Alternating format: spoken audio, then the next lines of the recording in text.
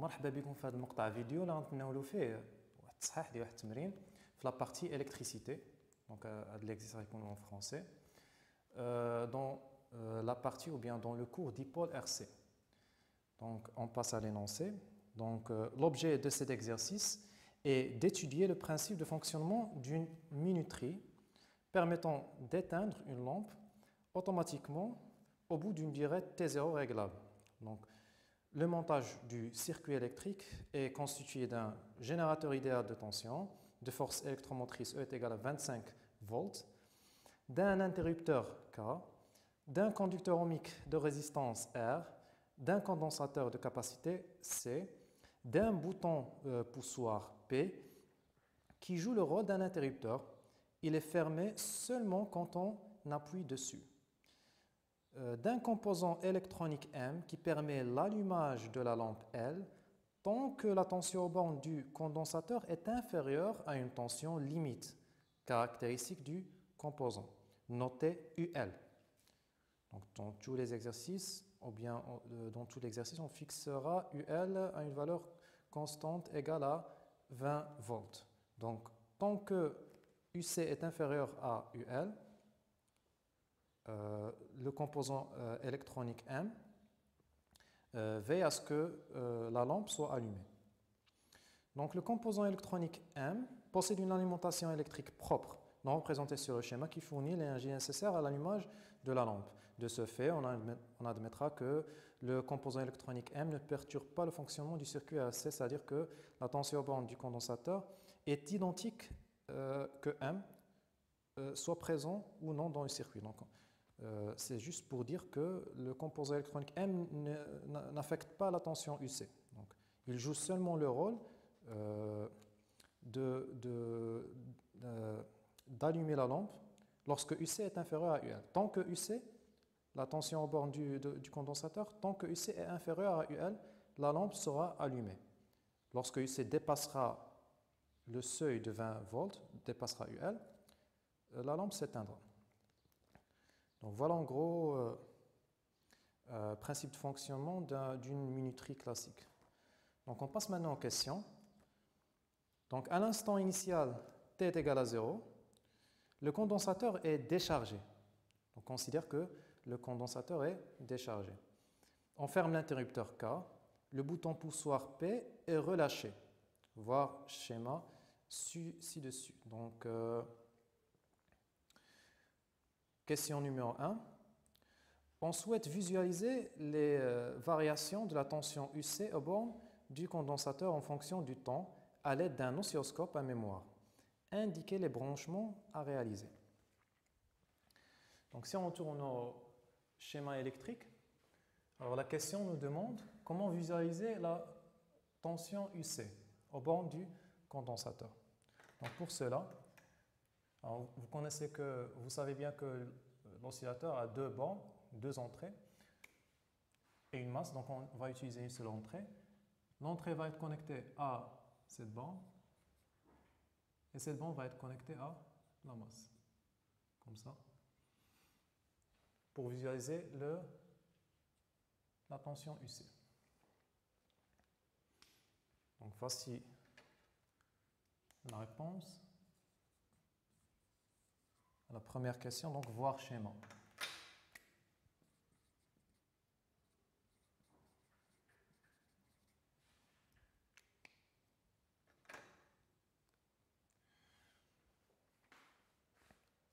On passe à la deuxième question.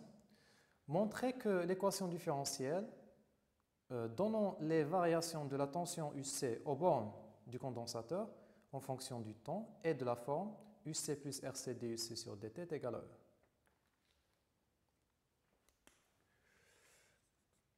Donc, question classique, on montre que le circuit vérifie l'équation différentielle suivante. Alors, UC plus RC DUC sur DT est égal à E. Alors, d'après la loi d'additivité,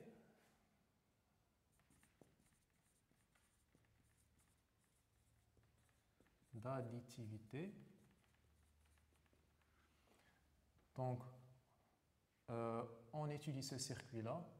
Alors, le poussoir là, il n'est pas appuyé, et donc on a un circuit qui comporte un générateur, une résistance et un condensateur.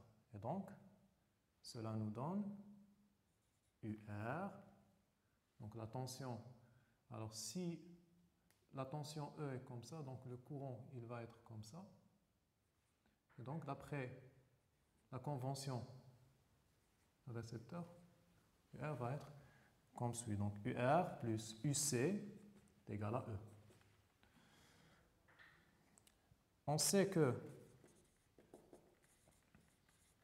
UR est égal à R fois I d'après la loi d'Ohm. Et on sait que I de T égale à dQ sur dt, et Q est égal à C fois UC. Et donc, c'est égal à C DUC sur dt. Et donc, on remplace l'expression de I dans UR, et donc on obtient, donc UR c'est RI, RI, et I c'est C DUC sur dt. Plus UC égale à E. Et donc, voici l'équation différentielle du circuit vérifié par UC.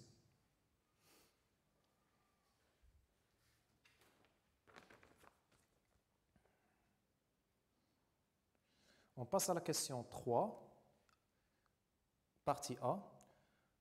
En vérifiant que la fonction du temps UC est égale à A, facteur de 1 moins exponentielle moins t sur tau, et solution de l'équation différentielle précédente, montrez que A est égal à E et que tau est égal à RC.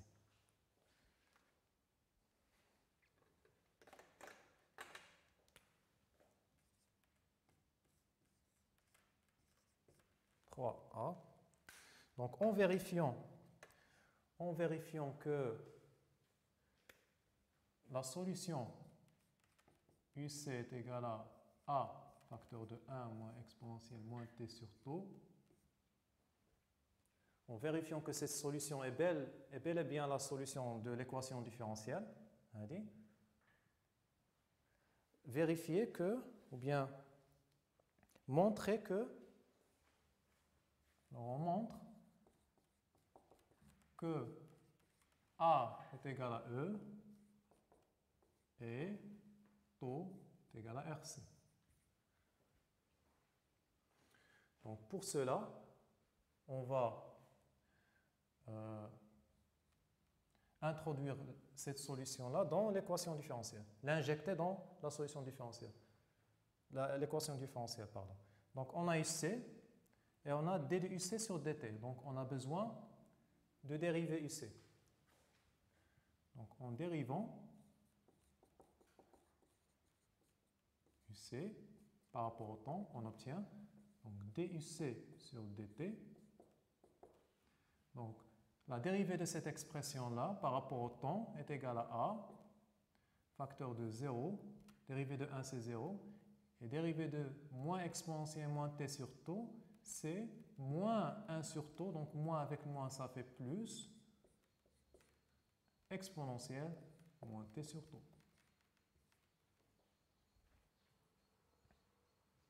Donc voilà l'expression de la dérivée. Ensuite, on remplace. En remplaçant dans l'expression de l'équation différentielle,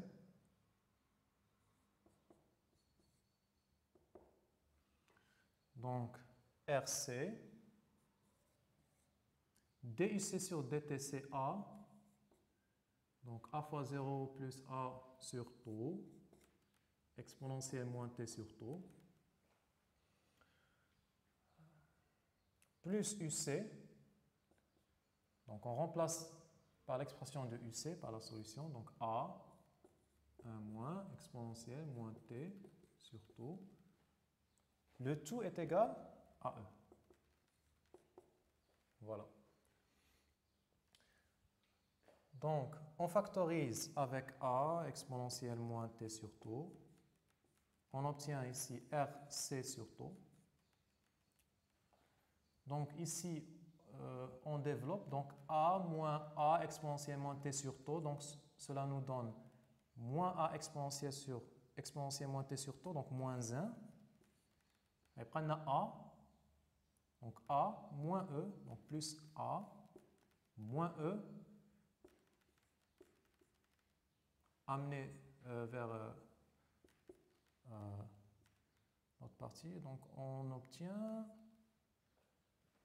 plus A moins E est égal à 0. Donc on a cette équation, d'accord? Donc ces termes qui sont égaux à 0, cette égalité. Donc puisque l'équation différentielle est vérifiée pour tout instant t, parce que on a développé l'équation différentielle, on est parti à partir de l'équation différentielle. Et donc, ce développement-là, cette équation, est elle aussi vérifiée à n'importe quel instant. Donc, puisque cette expression est vérifiée à chaque instant t, cela veut dire que cette équation est vraie pour toute valeur de t. Pour toute valeur de t, cette équation est égale à 0. Et donc,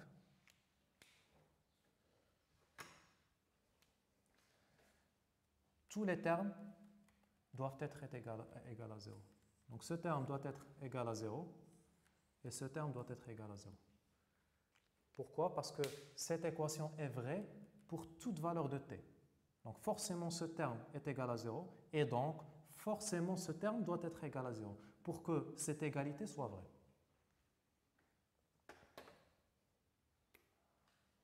Donc on va l'écrire, on va rédiger un peu. Donc puisque on va la nommer 1. Donc, puisque 1, l'équation 1 est vérifiée pour tout instant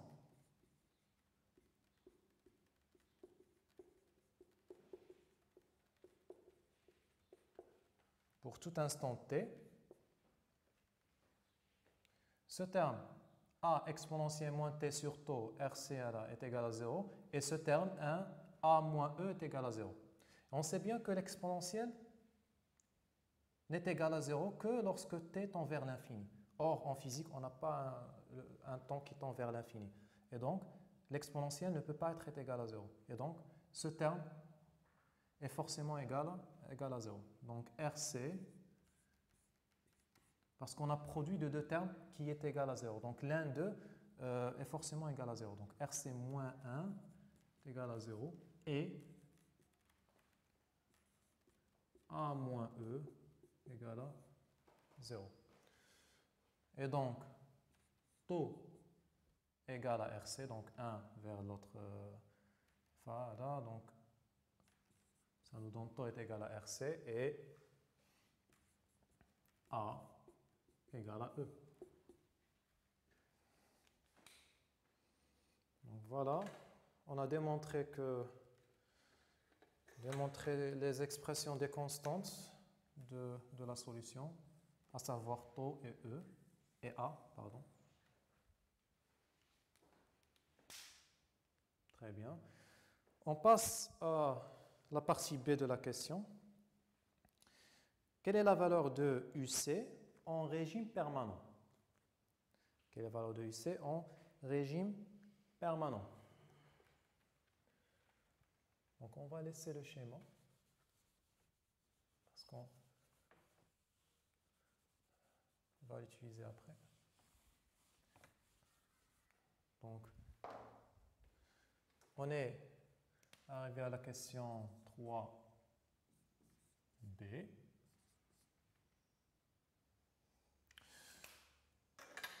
Quelle est la valeur de UC lorsque, ou bien en régime permanent? Donc en régime permanent, t tend vers l'infini. En régime permanent,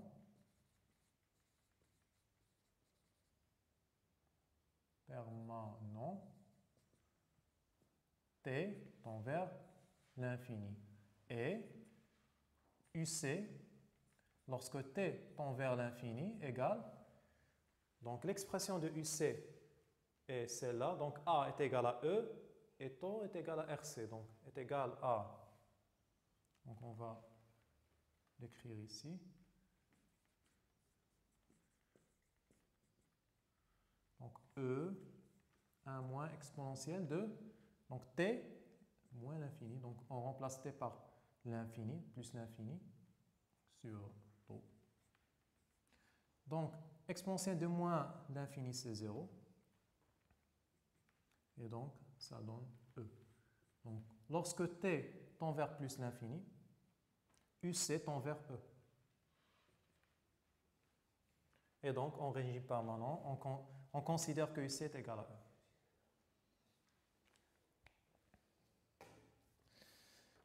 On passe à la partie C de la question. Quel est le nom donné à la constante taux? À l'aide d'une analyse dimensionnelle, donnez l'unité de la constante taux. Donc on appelle taux la constante caractéristique du circuit.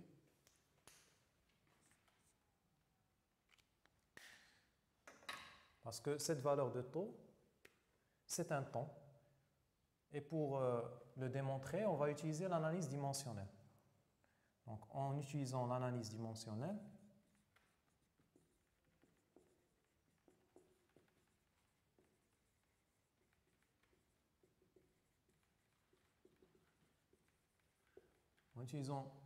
dimensionnelle, on montre que la dimension de taux est le temps, avec comme unité dans le système international la seconde. Donc on sait que taux égale à R fois C. Et donc l'unité ou bien la dimension de taux est égale à la dimension de R fois la dimension de C.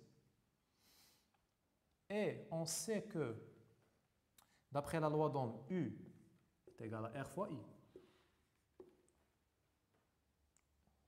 D'accord? Et donc, la dimension de U, c'est la dimension de R fois la dimension de I. Et on sait que I égale à C DUC sur DT. Cela veut dire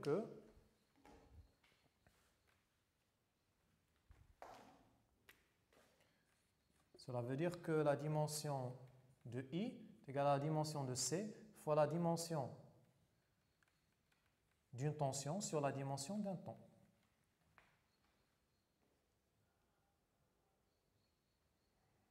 D'accord? Donc, à partir de cette équation, donc R est égal à U sur I, la dimension de R est égale à la dimension de U sur la dimension de I, et C, c'est I sur U, c'est I, la dimension de I sur la dimension d'une tension fois la dimension d'un temps.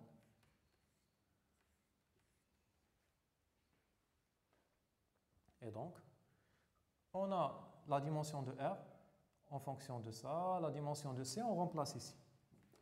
Donc, U, la dimension d'une tension sur la dimension d'un courant, fois la dimension d'un courant, fois la dimension d'un temps, sur la dimension d'une tension. On simplifie, donc la tension avec la tension, le courant avec le courant, on obtient la dimension du temps. Donc la dimension du temps s'écrit comme ça, T majuscule, c'est la dimension temporelle. Et l'unité dans le système international de la dimension temporelle, c'est la seconde. Voilà pourquoi la constante taux, est appelée temps caractéristique, parce qu'elle a l'unité d'un temps. Elle nous donne un peu une idée sur la variation, la durée de la variation du régime transitoire du système. D'accord? Donc, à peu près, le régime permanent est atteint après 5 taux. Donc, si on connaît taux, on a une idée sur la durée du régime permanent. du régime transitoire pardon, du système.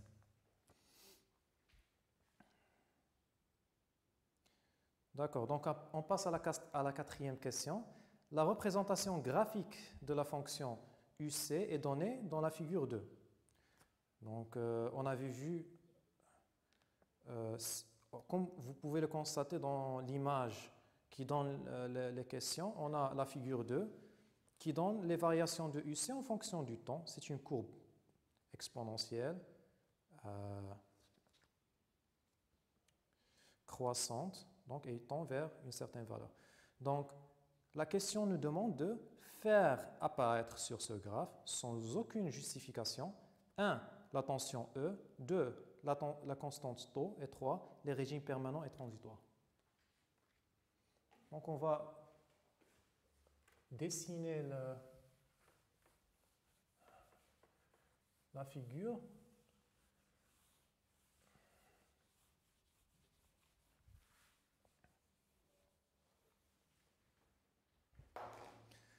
Alors voilà, on a à peu près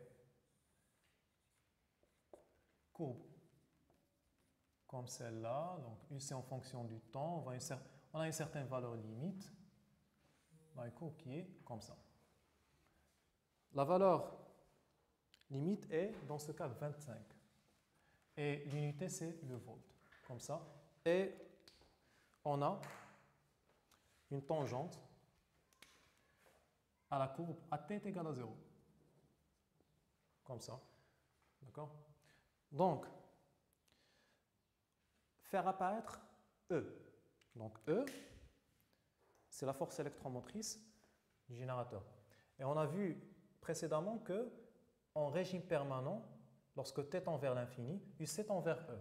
Et donc, UC tend vers E. Donc E, c'est cette valeur, c'est 25. Donc E, c'est 25. L'unité, c'est volt, donc 25 volts.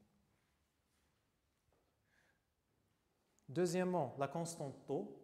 Donc on sait bien qu'il y a plusieurs méthodes de déterminer taux. Et puisqu'on a dessiné la tangente à t est égal à 0, on va l'utiliser. Donc, pour déterminer taux, c'est l'intersection, le point d'intersection de la tangente à la courbe à t est égal à 0 avec l'asymptote. Et ce point, il a comme coordonnée taux, tout simplement. Et d'après la figure, on a taux égale à 40 secondes. Taux égale à 40 secondes. D'après la figure.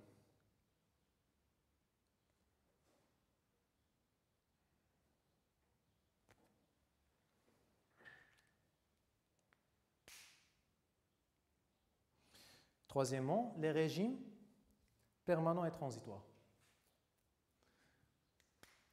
Donc, pour séparer les régimes permanents et transitoires, on considère à peu près 5 fois taux, à peu près. Et donc, ce régime, c'est le régime transitoire. Pourquoi? Parce que c'est le régime durant lequel UC varie. Et le régime, à partir de 5 taux, c'est le régime permanent, dans lequel UC ne varie plus. Cinquième question. Calculez la valeur de la constante taux pour R est égal à 200 kΩ et C égale à 200 microfarads. Donc on calcule. Donc ça, c'est la question numéro 5. Donc on calcule taux. Simple application numérique. Donc taux, on sait que taux est égal à RC. On nous a dit que R est égal à 200 kΩ. Donc fois 10 puissance 3 pour la convertir en ohm. C, c'est 200 microfarads. 200 microfarads, donc pour convertir en farad, on multiplie par 10 puissance moins 6. Si on fait le calcul, on trouve